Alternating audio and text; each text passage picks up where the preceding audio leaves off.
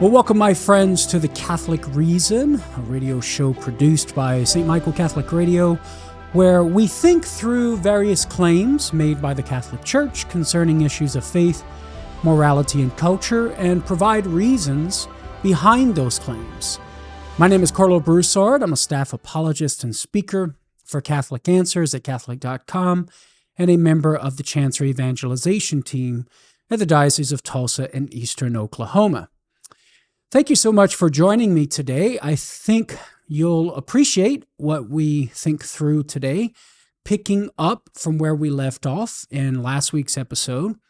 Last week, we looked at three alternative theories to the Christian claim that Jesus bodily rose from the dead: the conspiracy theory, the hallucination theory, and the vision theory. We introduced the apparent death theory, but we weren't able to get to it due to time. And recall, we gave reasons why the conspiracy theory fails as an alternative explanation of the circumstantial details surrounding the alleged resurrection of Jesus. And we gave reasons why we think the hallucination theory and the vision theory do not work either. And remember, we lumped those two together because all the answers or the critiques that we gave apply both to the hallucination theory and the vision theory. In today's episode, we're going to pick up again with the apparent death theory and also look at other alternative explanations to the Christian explanation of Jesus' resurrection as well. So the theories that we're going to look at in today's episode are the grave robbery theory, the wrong tomb theory, and the resurrection of the spirit theory. And these three theories should get us through today's episode. We'll see how it goes. If we have time, we might throw in one extra theory or alternative explanation as a bonus, but I doubt that we'll have time to get to it. Now, the Catholic claim here is that these theories, the grave robbery theory, the wrong tomb theory, and the resurrection of the spirit theory, fail also as adequate explanations of the circumstantial details surrounding Jesus' death and alleged resurrection. And I say alleged, given the dialectic here, because we're having to make our case as Christians for the historical reliability of Jesus' resurrection.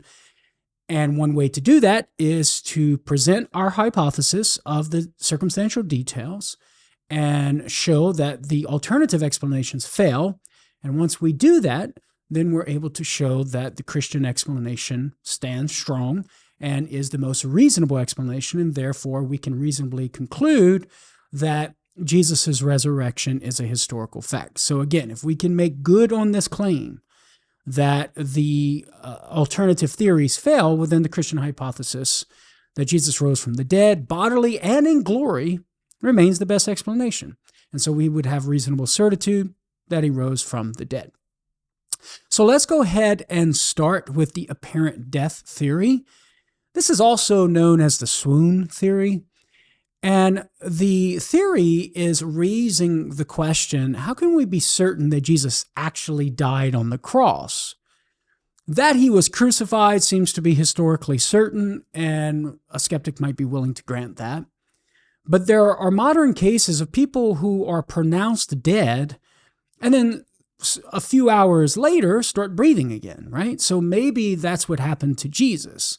Maybe he apparently died. It was thought that he was dead. And then upon being put in the tomb, he eventually came to consciousness and was able to get out of the tomb and present himself to the apostles. And from that, the apostles thereby concluded that Jesus was risen from the dead. The origins of this theory seem to be found in the British biblical scholar Hugh Schonfield in his book, The Passover Plot, which, not its original origins, but it was made popular. That's what I was intending to say. It was made popular by the British biblical scholar Hugh Schonfield in The Passover Plot. It was a 1965 book that Schonfield published. The roots of the theory itself can go back to Carl Friedrich Barth in the 18th century, mid to late 18th century. He was a German polemicist and theologian. Now, there are basically four critiques that we can give to the apparent death theory. The first critique is that it contradicts gospel details that ensure the death of Jesus. First of all, it's having to assume that the mountain of evidence for the death of Jesus Christ is unhistorical. And that's a tall obstacle to overcome, because there is a substantial amount of historical evidence to affirm the historical reliability that Jesus died. And so this apparent death theory, right out the gate, is going to have to reject that mountain of evidence. And that's a tall order. So it's unreasonable even on that score. But we can go with this and just say that it contradicts gospel details that ensure the death of Jesus. So what are some of these details? Well, I'm going to share two of them with you here. And the first of which is just his crucifixion that was preceded by his scourging.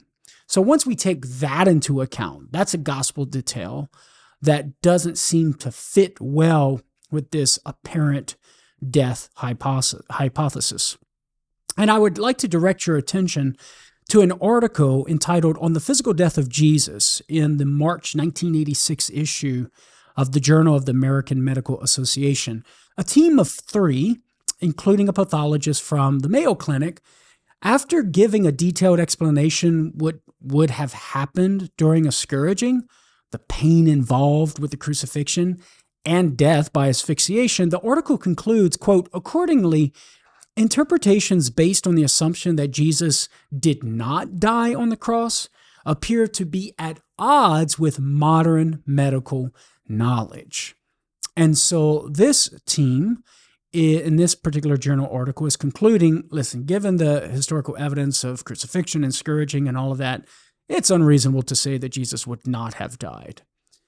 Now, a skeptic might counter here by appealing to Flavius Josephus and his work, the life of, in his autobiography, The Life of Flavius Josephus. Josephus reports a survivor of a crucifixion. So he writes this: "And when I was sent by Titus Caesar with Ceralius and 1,000 horsemen to a certain village called Thecoa, in order to know whether it were a place fit for a camp, as I came back, I saw many captives crucified, and remembered 3 of them as my former acquaintance." He goes on, "I was very sorry at this, and went with tears in my eyes to Titus, and told him of them. So he immediately commanded them to be taken down, and to have the greatest care taken of them in order for their recovery. Yet 2 of them died under the physician's hands," he reports, "while the 3rd recovered."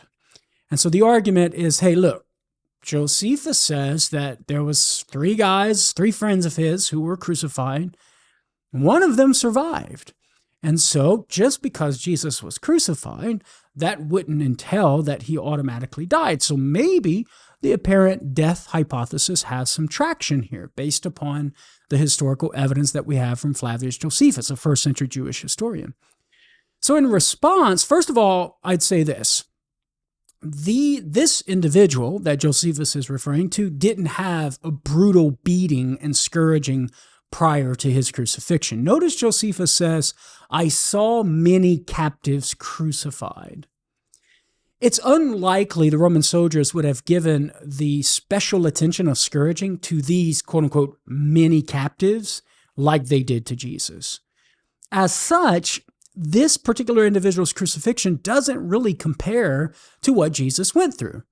And so, yeah, it's possible that that individual was crucified and was taken down and thereby survived, but that doesn't necessarily mean Jesus would have survived his crucifixion, because his crucifixion was preceded by torture and scourging, which, according to that team of 3 in their journal, in their article in the Journal of the American Medical Association, concluding that given the beating and the scourging prior to the crucifixion, there's no way Jesus would have survived that. And then secondly, in response to this skeptic's counter appealing to Josephus, it's possible for that individual to survive the crucifixion given that he was taken down from the cross, and which would have allowed for him to begin breathing normally, Whereas when you're stuck on the cross like Jesus, you can't breathe normally. And so, as some will say, he died by asphyxiation. And so there's just a disanalogous parallel here between Josephus' friend, who was on the cross, taken down and survived, and Jesus' crucifixion, preceded by the scourging. So that's the first gospel detail that contradicts the apparent death hypothesis, namely Jesus' crucifixion and the intense scourging preceding it. Now, there's another gospel detail that conflicts with the apparent death hypothesis, and that is John's report of the spear going into the side of Christ, there in chapter 19, verse 35. And there are 5 reasons to think that this report in John's gospel is historically reliable. If we can show with these 5 reasons that John's report of the spear going through the side of Christ is historically reliable, well, then we would have a solid historical gospel detail that would give us reason to think Jesus, in fact, did die, which conflicts and militates against the apparent death hypothesis. And the first reason is that the alternative explanation is that John's lying, right? So if we don't accept this detail from John that our Lord's side was pierced, then we're going to have to say John was lying. And that's unreasonable. Why? Because John specifically says in John 19:35, he was an eyewitness. He says, he who saw it has borne witness. His testimony is true. So he's vouching for its veracity. And he knows that he tells you the truth that you also may believe. So if the gospel detail is not historical about Jesus' side being pierced, then John is lying. But that doesn't seem reasonable to affirm that John is lying given his character. First of which, the alternative explanation that John was lying is unreasonable. Given the character of John, the author of the Gospel of John, it's unreasonable to think that he would have been lying about this stuff. Second reason why this gospel detail, John's detail of the spear entering into Christ's side, is historically reliable is that it coheres with Roman practice. So the Roman author Quintilian, he lived from AD 35 to 95. Quintilian reports this procedure being performed on crucifixion victims. In one of his works, Declarationes Maiores, in 6:9, he writes this: as for those who die on the cross, the executioner doesn't forbid the bearing of those who have been pierced. So there you have a Roman author, non-Christian source corroborating the detail in John's gospel about Christ's side being pierced. Reason number 3 for this detail in John's gospel being historically reliable, John's report about the breaking of the legs of the thieves is consistent with Roman practice. And there in John 19:33, and of course they didn't break Jesus's legs because he was already dead. And so the idea here is that John's right in touch with first century Roman practices, and that provides credibility for him in reporting to us accurately what's going on and what he saw. There's actually archaeological evidence for this. New Testament scholar Craig Blomberg, in his book, The Historical Reliability of John's Gospel, writes this: it's of interest that the bones of a man crucified in this period discovered in the area north of Jerusalem had been broken. One leg was simply fractured, the other was smashed to pieces.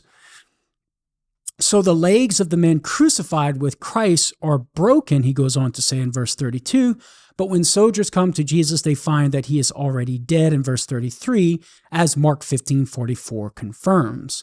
So we have archaeological evidence corroborating John's report that the Roman soldiers broke the legs of the thieves in order to enhance in order to bring about their death more quickly. Whereas when they came to Jesus, they didn't break his legs because he was already dead. And so given that archaeological corroboration of John's report, that gives yet more credibility to John's report to conclude that, when he says that a spear pierced the side of Christ, he's accurately reporting that. And that gives us good historical reason to think that Jesus actually died. Reason number 4 for the historical reliability of John's account of the spear piercing Christ's side, John's report about blood and water flowing out is consistent with medical experts. John records that detail in verses 34 through 35 of John 19. So again, appealing to New Testament scholar Craig Blomberg in his book, The Historical Reliability of John's Gospel, Blomberg writes the following, quote, commentators and physicians alike have debated the medical significance of the outflow of water and blood. For a survey of the options, he says, see Beasley Murray, 1987, and that's a source that he cites. He goes on, one of the best appears in the study by the doctor-turned-theologian John Wilkinson, 1975, who concludes that the blood is from Jesus' heart, the water from the surrounding pericardial sac, and that this combination is exactly what one should expect from a victim who had expired only minutes earlier. He goes on, what first-century readers would have recognized was John's emphasis on the complete and genuine death of Jesus. So John's report about blood and water flowing out of Jesus' side, that's consistent with medical experts. So yet another corroborated detail, right, or a historically reliable detail that gives reason to think that John's report about the spear piercing Christ's side is historically reliable.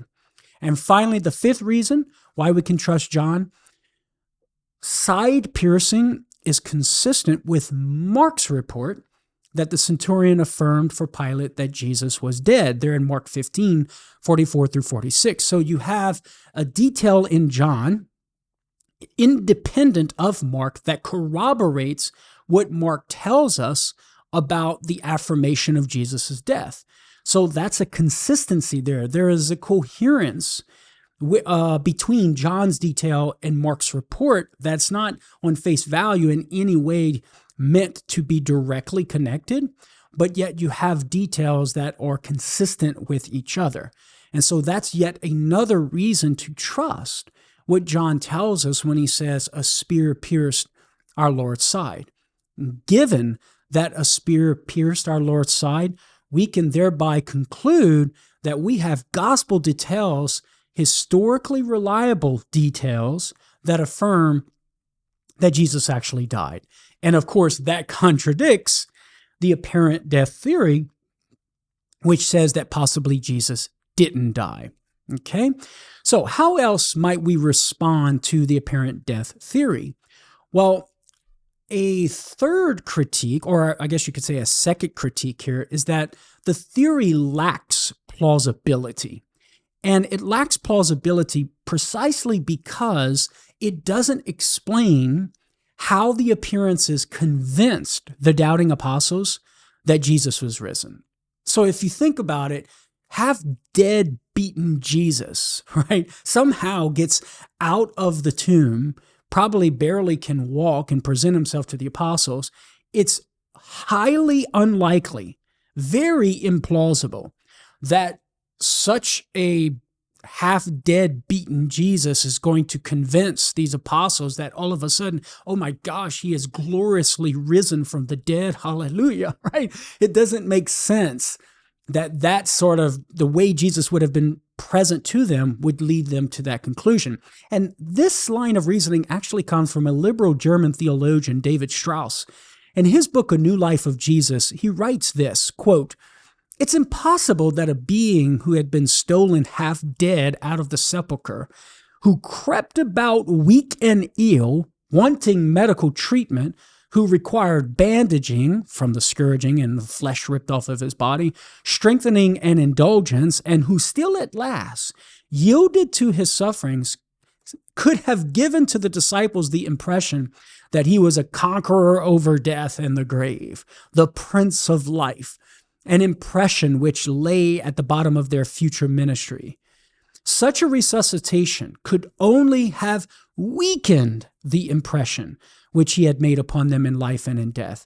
At the most, could only have given it an elegiac voice, but could by no possibility have changed their sorrow into enthusiasm, have elevated their reverence into worship. And that's on page 412 of his book, A New Life of Jesus. And I think Strauss makes a great argument there. It is highly improbable that the half-dead, beaten Jesus, weak and ill, looking for medical treatment, would have presented himself to the apostles, and the apostles all of a sudden went from sorrow to enthusiasm, being distraught and defeated, to thinking they had victory and that Jesus was Lord over death. Just doesn't make sense. There's a disproportion there between what this apparent death theory entails and the effects that it had on the apostles. A third critique of the apparent death theory is that it lacks explanatory power. And it lacks explanatory power because it doesn't adequately explain the empty tomb. In order to explain the empty tomb, in order for the apparent death theory to work, the apparent death theory basically is only accounting for the appearances, the postmortem appearances of Jesus, the alleged resurrected appearances. But it fails to account for the empty tomb, or at least fails to adequately account, because it would have to postulate that it would have to postulate the conspiracy theory, or a conspiracy theory, concerning the placement of the guards at the tomb. Okay? So you got to have dead, beaten Jesus coming out of the tomb. Well, remember, the Gospels tell us that guards were placed there. So the only way to explain the fact that the half-dead, beaten Jesus got out of the tomb and presented himself to the apostles is if the guards at the tomb was a made-up, fabricated detail. Because if the guards were in fact there, well, then of course you wouldn't have the half-dead, beaten Jesus getting out of the tomb and going to the apostles. So the apparent death theory lacks explanatory power, and finally it lacks explanatory scope because it doesn't account for Paul's conversion, who believed Jesus was raised in glory according to Philippians 3:21. How do you account for that based on this apparent death theory? You can't. And so therefore, the apparent death theory lacks explanatory scope. So for these 4 reasons, the apparent death theory fails. Now, next, I'd like to start talking about the grave robbery theory. We're going to look at 3 more for the rest of the episode. Hopefully we'll get to all of them. The second here is the grave robbery theory. So the idea here is that somebody stole the body and left the tomb empty. And so the disciples went, they saw the empty tomb, and then inferred from that Jesus rose from the dead. And that's basically how the theory goes. Now, in response, we can give 5 responses or critiques of this theory that can be categorized into 2 different categories. The first of which is the first category being implausibility. So think about this. It's unlikely anyone besides the guards, Joseph of Arimathea, and the women would have known. So think about this. It's unlikely, let me retract.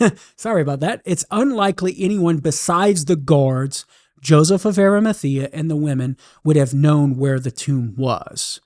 So most would have thought that the body would have just been thrown where the bodies of criminals are normally dumped. Okay, so the idea of Jesus's body being stolen and the grave robbery theory doesn't fit with the fact that you only have a select few people of knowing where Jesus's body would be. And so that the idea of a grave robbery theory doesn't quite make sense. Secondly, grave robbers don't rob bodies. They rob linens.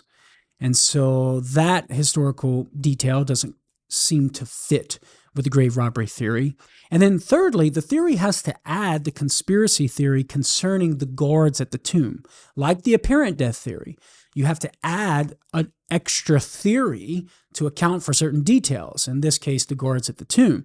So the grave robbery theory, in order for that to work, you're going to have to say, well, the guards at the tomb was a made-up detail too.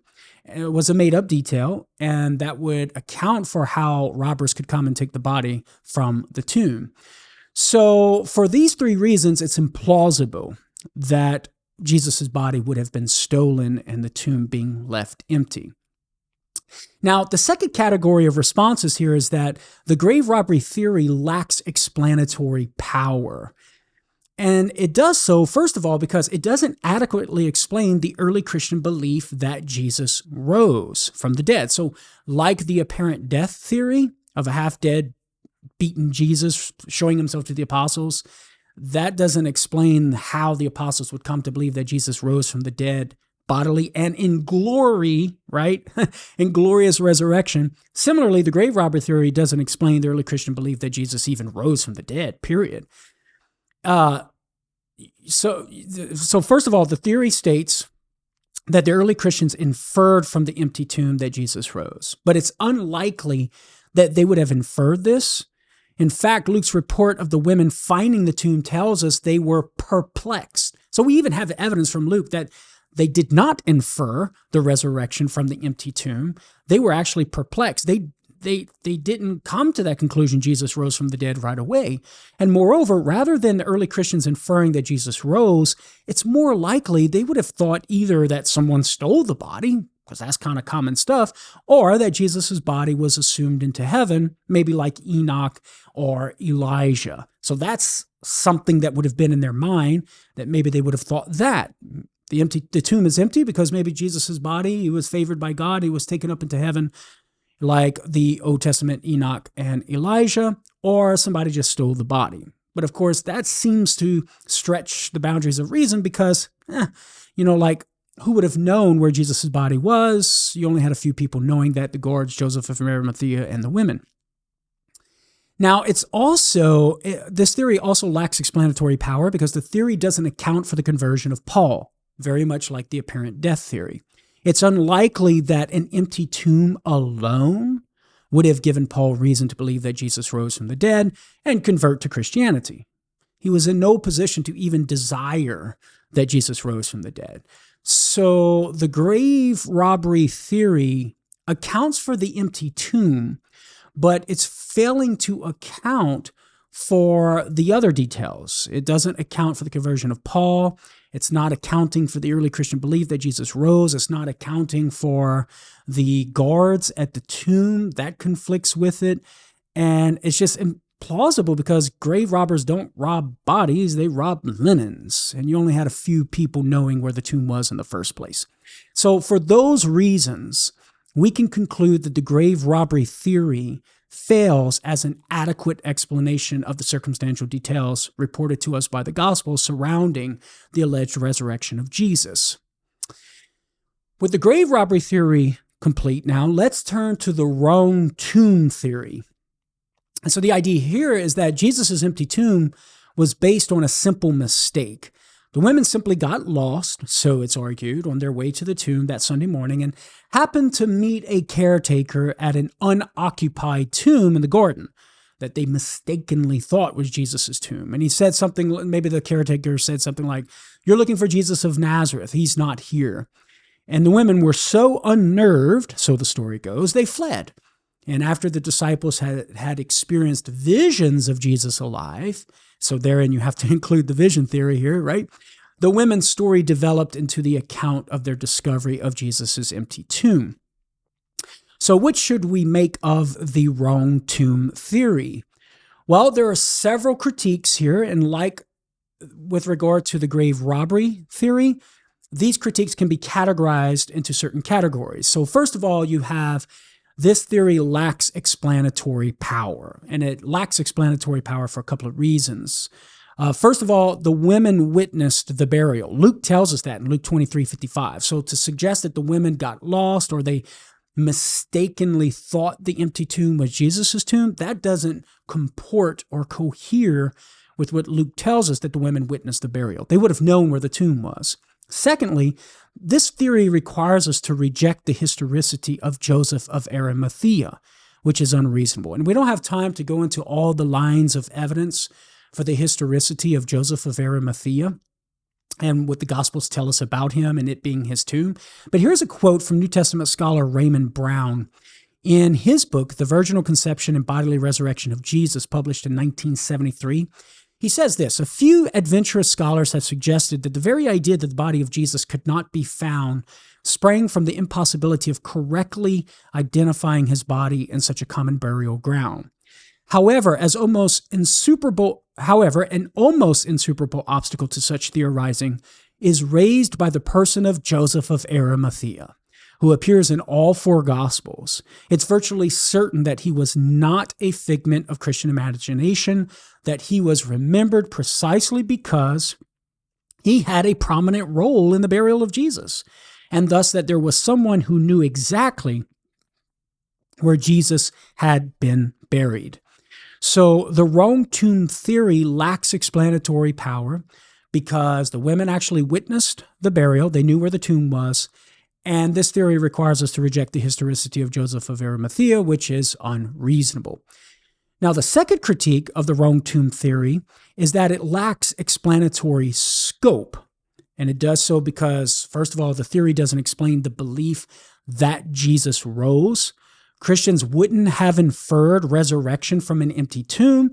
They would have probably just thought grave robbery, right? And you can check out John chapter 20, verse 13. The women were perplexed. They didn't automatically conclude about the resurrection. And then this theory lacks explanatory scope because the theory doesn't account, again, for Paul's conversion.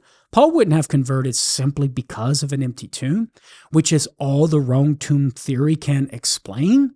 You're going to need other things to complement the wrong tomb theory in order to account for all of these other details. Now, a third critique of the wrong tomb theory is that there are further deficiencies. So consider these. I'll list two here.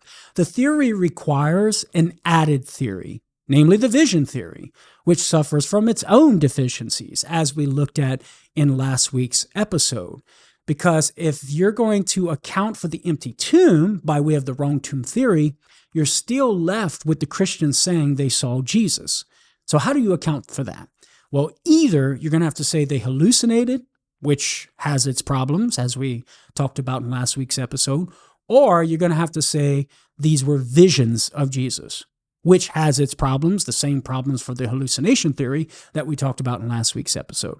And so that's a deficiency of the wrong tomb theory. And then finally, there's no evidence that Joseph and those that helped him exposed the Christian blunder. There's no evidence ever in the early Christian testimony in history that the Christians got the wrong tomb, okay? Neither Joseph of Arimathea comes forward and says that, nor anybody else or anybody who helped him. And Dr. William Lane Craig puts the argument this way in his book, Did Jesus Really Rise? Since Joseph, as well as other servants helping him, knew what they had done with the corpse, the theory is at a loss to explain why they didn't correct the disciples' blunder once they began to proclaim that Jesus had been raised from the dead. Unless, that is, one resorts to contrived conjectures to save the day, for example, that Joseph and his servants suddenly died after moving the body, as some skeptics might want to say. Now, the last theory that we're going to look at today is the resurrection of the spirit theory. The idea here is that the early Christian message that Jesus rose from the dead was intended only to mean that the spirit of Jesus, not his body, was awakened from the grave and lives on in heaven. The physical nature of Jesus' resurrection in the Gospels, so it's argued, is a later development from the non-physical tradition that we find in Paul, say. So in response, I want to give 4 general responses to the theory, and then if time permits, we'll look at that key text from 1 Corinthians 15 where Paul talks about the spiritual body, and some will appeal to that as evidence that Paul is intending to say that Jesus did not rise bodily, but just rose in the sense of his spirit lives on in heaven. So with regard to the general responses, the first is that this theory doesn't fit with the Christians' delayed preaching of the resurrection. And New Testament scholar N.T. Wright makes this argument in his book, Jesus, the Final Days. He writes this: when the Christians said that Jesus was raised from the dead on the 3rd day, they must have meant this, namely that he was raised bodily. Otherwise, he points out, why was he not raised from the dead immediately upon his death itself? Why wait for 3 days? So the idea here is that the early Christians say that Jesus only rose after 3 days doesn't fit with this idea of Jesus' spirit living on in the afterlife, and that's what the Christians meant by the resurrection of Jesus. Because if that's all they meant, well, then they should have been saying Jesus rose immediately after his death. But they didn't. They said he rose only 3 days later. A second general response is that the Jews knew nothing of the idea that resurrection was something that happened only to the spirit and not to the body. This idea of calling the spirit living on in the afterlife as a resurrection is entirely foreign to first century Judaism. So the question becomes, why would Paul, a good Jew, use the term resurrection in 1 Corinthians 15:3 when he says he was raised within a Jewish context where all understood it to be something bodily? That there is no nuanced explanation of what Paul meant by resurrection proves that Paul and the early Christians meant what the Jews meant by resurrection, a bodily resurrection. Again, N.T. Wright argues as follows in his chapter, the chapter that he contributed to the book Passionate Conviction. He says this, "I have often heard it said, sometimes by people who should know better, that Jesus died and was resurrected to heaven. But that's precisely not what the early Christians said. Raised from the dead, yes. Exalted to heaven, yes. But resurrection never meant going to heaven when you die. And it certainly did not mean that when people used it to talk about Jesus." So the idea that Jesus rose from the dead in the sense of his spirit lives on in heaven is totally foreign to first century Judaism and their theological milieu and their belief concerning resurrection. For them, resurrection was bodily. And so for Paul to start preaching the resurrection of Jesus within that theological milieu, within that theological context, leads us to the only conclusion that Paul was preaching a bodily resurrection, not a spirit lives on in the afterlife kind of resurrection. Now, the third general response is that Paul parallels our bodily resurrection at the end of time with Jesus' resurrection. And so here's the evidence. In 1 Corinthians 15:49, Paul says, "Just as we have borne the image of the man of dust, we shall also bear the image of the man of heaven." So this is the whole context is about our bodily resurrection at the end of time. And Paul is saying we're going to image Jesus in his quote-unquote resurrection. Romans 8:11 is another example. "If the spirit of him who raised Jesus from the dead dwells in you, he who raised Christ Jesus from the dead will give life to your mortal bodies, also through his Spirit who dwells in you." And so in light of these two passages and Paul's sharing, like giving us his theology of our bodily resurrection being modeled off of Jesus' resurrection, we can infer from that Jesus rose bodily. So here's the argument in here's an argument in a logical form, let's say, okay? Premise one, if our resurrection is bodily, this would be a modus ponens, by the way, for my logical friends out there. If our resurrection is bodily, then Christ's resurrection was bodily, right? Because Paul is saying our bodily resurrection is going to be modeled off of Christ's. So if ours is bodily, well, then Christ has got to be bodily. Premise two, our resurrection is bodily. That's what Paul says. And so therefore, Christ's resurrection was bodily as well, at least within Paul's mind. So Paul has no idea of this idea of a resurrection entailing or being the spirit simply living on, the soul living on in the afterlife. A fourth general response here is that the theory makes the debate about the empty tomb, the guards, the angels, etc., superfluous.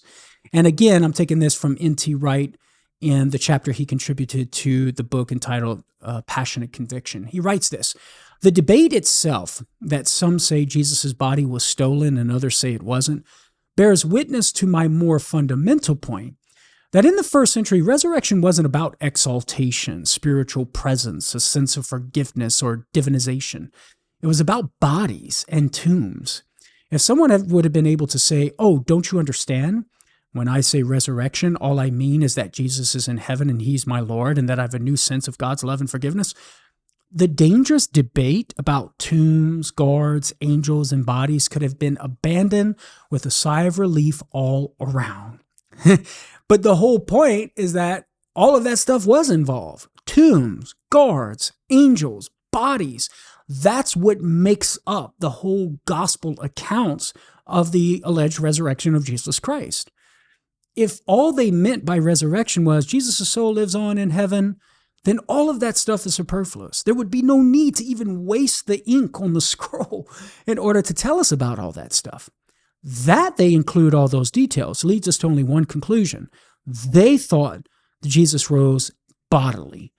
So this resurrection of the Spirit theory simply fails on these four accounts, these four general responses. The theory doesn't fit with the Christians' delayed preaching of the resurrection. Jews knew nothing of the idea that resurrection was something that happened only to the spirit and not to the body.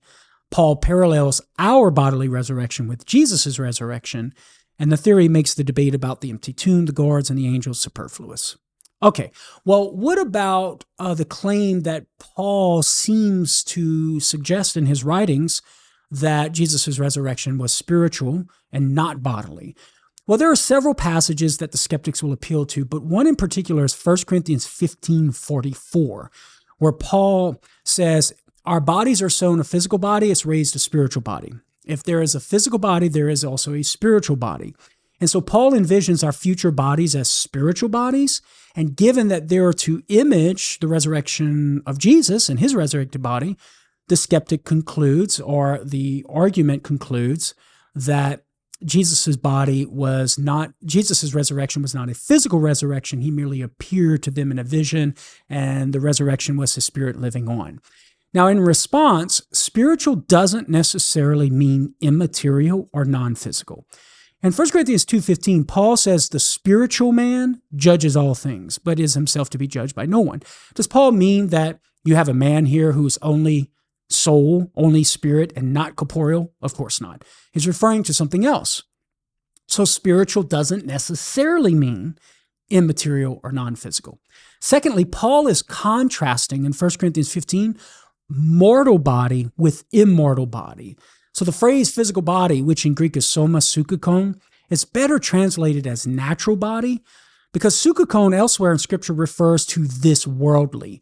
1 Corinthians 2:14, Paul refers to the unspiritual man. James 3:15 refers to wisdom that is unspiritual. Jude 19 uses the same Greek word for worldly people. And Paul's point is that our future bodies will not be like this worldly or natural body. It's not going to be mortal and subject to decay. It's not going to be corruptible and dying. It's going to be incorruptible and immortal. And the only way it's going to do that is because it's not only going to be animated by our souls, which is natural to it, but also by the Spirit of God. And in virtue of the Spirit of God that dwells in us, as Paul argues in Romans 8:9-11, our mortal bodies will live forever. So that's what Paul means by spiritual body.